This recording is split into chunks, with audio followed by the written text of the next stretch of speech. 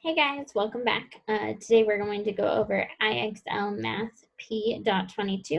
So I'm on the IXL page. I can either click on the link in the assignment or I can come over here, go down to 22 where it says order fractions. So I'm going to click on that one. It's randomly generated, so that means your problems might look different than mine. Remember, I know I tell you that every time, but it's for real. So this time we are given 3 different fractions and we are trying to order them from least to greatest, which means I am going from L up to G, meaning it gets bigger. These are getting bigger. I draw a little angle showing, oh, this time I want them to get bigger. So I have 1/12, 1/2, and 1/3. The easiest way to compare fractions, I can either have the same numerator or the same denominator. Remember, if you're looking at 1 whole, that's 1/1, and that's the biggest one you could get. So 1/2 is the second biggest you could get out of anything. Remember, as your denominator gets bigger, the pieces get smaller. So if I'm looking here, thirds, these pieces are smaller than these pieces. So I know that 1/12 has to be my smallest. Then I have 1/3 and then 1/2 if I want to order them from greatest to least. So over here, I get to click on these little blue boxes and drag them wherever I want them to go. So 1/12, then 1/3, then 1/2. I make sure that it matches my drawing. And then I go ahead and hit submit. Okay, this time I have the same numerator on top, but if I wanted to do it in a different way, so I had the same denominator, because sometimes that makes it easier for people, we'll do the same thing.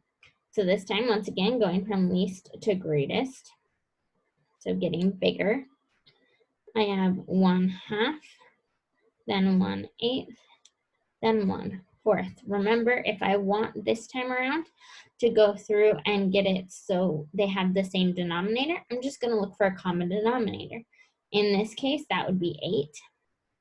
So I can do 1/2 times 4 because I'm trying to figure out what equals 8. Got 1/8 there. Got a little excited. 1/4, 4 times 2. Sometimes this helps people. So I have 4/8, 1/8, 2/8. Well, I know that 1/8 is my smallest, 2/8 is my next smallest, and 4/8 is my biggest of those 3. The hard thing with doing it this way, instead of just trusting that you know what the smallest pieces are, is now you have to remember which ones you converted. So 1/8 and 1/8,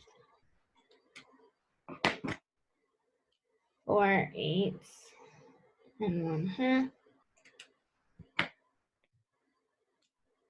and 2.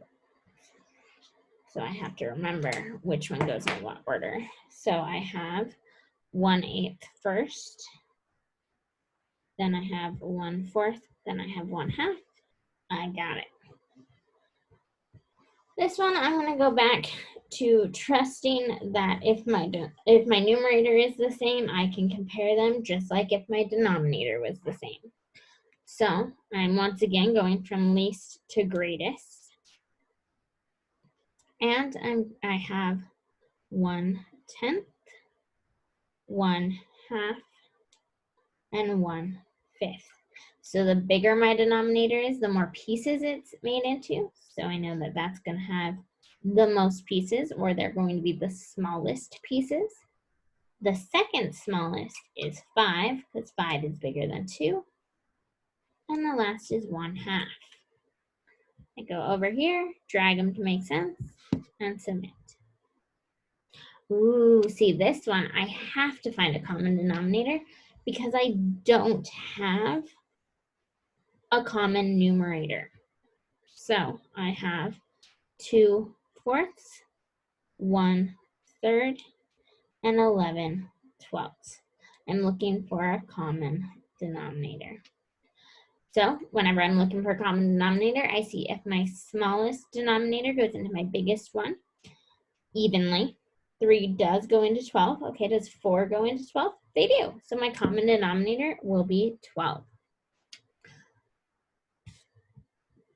Come over here and click this so I have a little bit more space. Perfect. So what do I have to do to 4 to make it 12? 4 times 3. Whatever I do to the bottom, I do to the top.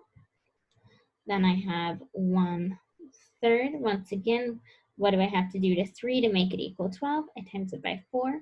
Whatever I do to the bottom, I do to the top. Then 11/12. I don't have to change. So my common denominator is going to be 12. So I know that going in.